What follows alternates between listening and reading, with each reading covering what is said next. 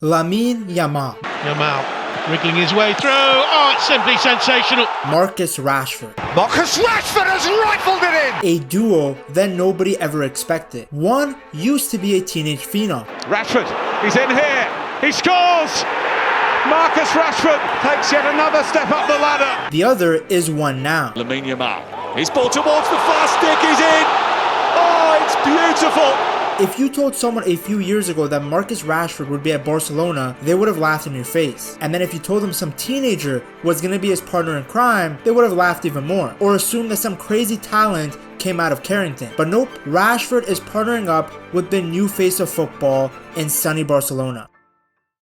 Yamal and Rashford now wear the same badge and represent the same club. On paper, they complement each other so well. Yamal is a magician, a player that can score and create. In the 2025 season, he got 18 goals and 25 assists. He embarrassed defenders like he's playing on the street. Despite being a teenager, he plays with an insane amount of confidence. Every time he touches the ball, something special happened. And now when he looks up, there is a player other than Rafinha who can punish teams in behind. Rashford is a player who is at his best sprinting at the opposition. He has always been an incredible athlete, ever since the moment he stepped onto the pitch for Manchester United. He has a fantastic combination of athleticism and technical quality, a similar profile to Rafinha. He is too quick for most defenders, and now he's playing with a world-class playmaker. Barca knew this, hence why they made the left wing position such a priority in the summer. They wanted Nico Williams initially, a player who had a telepathic connection with Yamal, but that rat is happy winning nothing with his brother at his local club. The Williams brothers hate moving, I guess. That connection that Yamal and Nico had can be replicated with Rashford. Look at the goal that Spain scored at the Euros. Yamal dribbling past multiple players and finding Williams,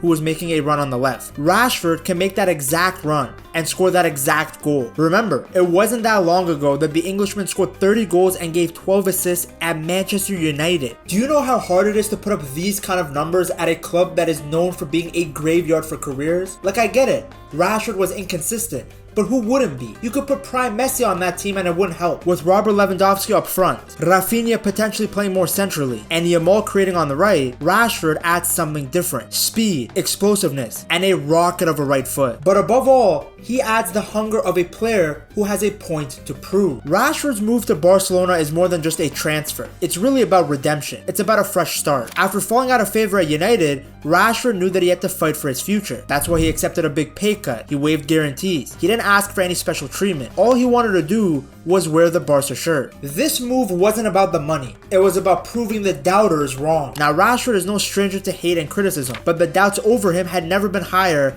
after his falling out with Amorim. Now maybe Marcus Rashford will get this realisation about how lucky I am to be there at Barcelona, how my form and performances over the last year or two don't really deserve to be at one of the best teams in Europe. A lot of people expected and probably hoped that he would end up at a low to mid-tier Premier League side, but instead, Rashford fell upward. He went from a stadium that has roof leaks to sunny Catalonia. He went from Garnacho and Højlund to Rafinha and Yamal. He went from Ugarte to Pedri. This is like the footballing equivalent of cavemen finding fire. This is like when you get your first baddie and you don't know how to act. That's why Rashford is smiling ear to ear in every photo and video. I actually respected Rashford even more after his press conference. He had an opportunity to really criticize United and the way they treated him, but he stayed professional. I don't have anything to say about Manchester United. I just wish them all the best. The media in England keeps trying to portray him as this monster, but I haven't seen it. They try to make it out like if you're an inconsistent footballer,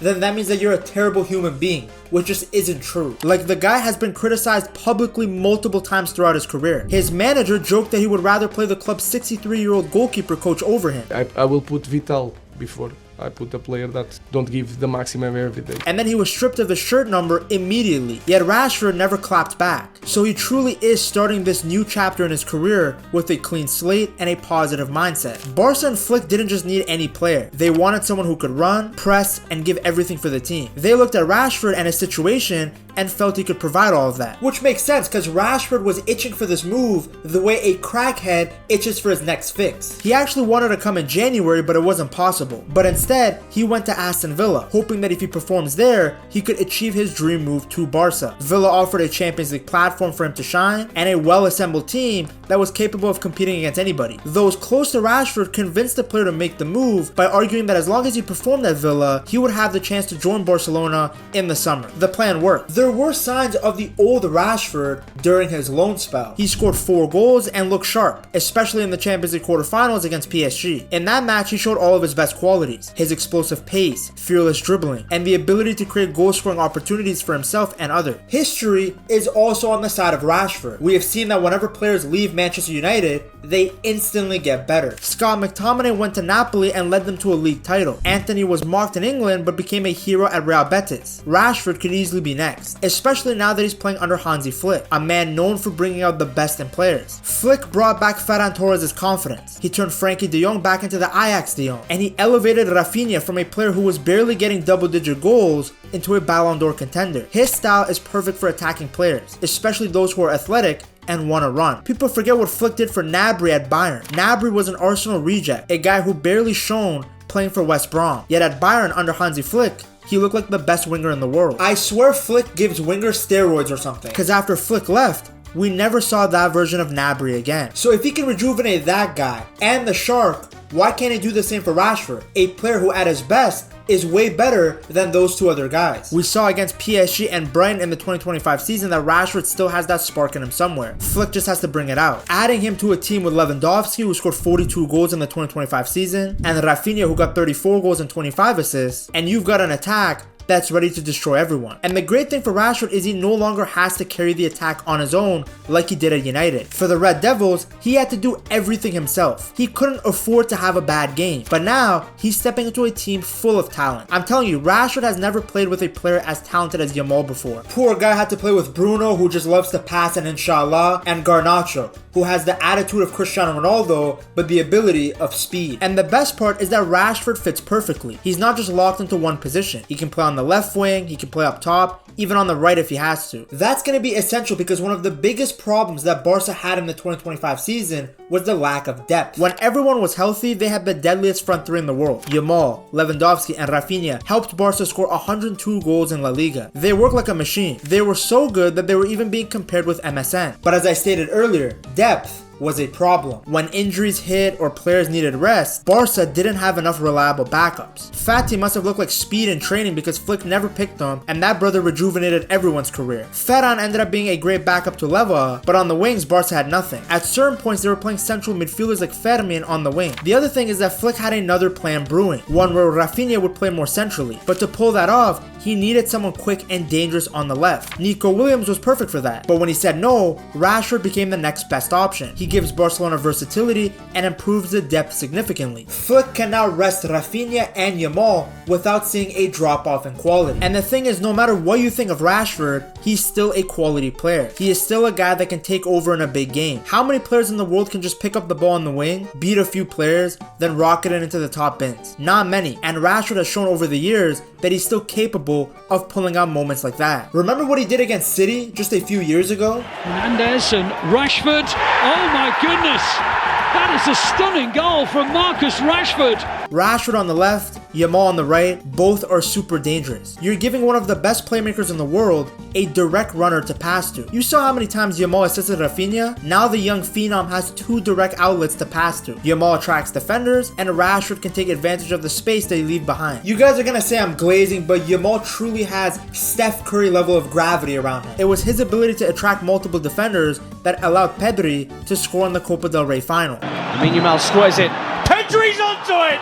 What a stunning way to open this Copa del Rey final up! Yamal was the reason that Nico Williams played so much better for the national team than Athletic Club. You get so much more space on the left wing when your right winger is Yamal. He makes life easier for you. Imagine just having to make a run in behind and he finds you with a Travella out of nowhere. Imagine making a darting run in behind the defense and now instead of Garnacho on the ball, it's Yamal dropping a pass right into your path. The Spaniard sees passes that no one else can. Now Rashford can create too, but it's clear that his role is to provide pace, width, and power on that left-hand side. I've been glazing Yamal, but Rashford is also going to get a ton of help from Balde. Jugador inglés que a mí me gustaría que fuera español sería Marcus Rashford. We have seen that historically Rashford and most inverted wingers play better when there's an overlapping fullback behind them. It makes sense. The left back gives Rashford an outlet if he wants to pass the ball, and then he can attract attention, which allows Rashford to create more space for himself to get a shot off. Imagine Trent having to go against both of these guys in El Clasico, but he's gonna have flashbacks to what Rashford did to him in the Prem. Something like this.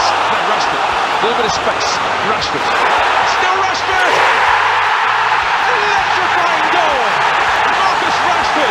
Rashford went from having Jake Paul overlapping him to the Flash. Now Barca really needed some width on that left hand side, because when they played their best football last season, it was clear where the danger came from, the right wing and the middle of the pitch. Yamal stayed wide, stretching the defenses, while Rafinha drifted inside and caused chaos. Rafinha finished with 18 goals and 11 assists in La Liga, most of them coming from central areas. But the left wing, it didn't carry the same threat. In fact, only 13% of Barcelona's touches and goal-scoring moves came from that side. That's where Marcus Rashford comes in. By the way, if you guys want to get access to a Barcelona jersey that's never been released, you have to go to buygamejerseys.com and then use code PETTALKS at checkout. At his best, Rashford can bring that missing fire to the left flank. His speed, his directness, his goal threat, all of it gives Barcelona a new weapon. And if he does that, it would allow Rafinha to move into the center more often, or even rest Yamal on the right when needed. With Olmo constantly struggling with injuries, Rashford gives Flick something every top manager wants: more options. Sure, players like Nico Williams and Luis Diaz might have been better suited, but they were too expensive. Barcelona couldn't afford to spend over 60 million euros plus wages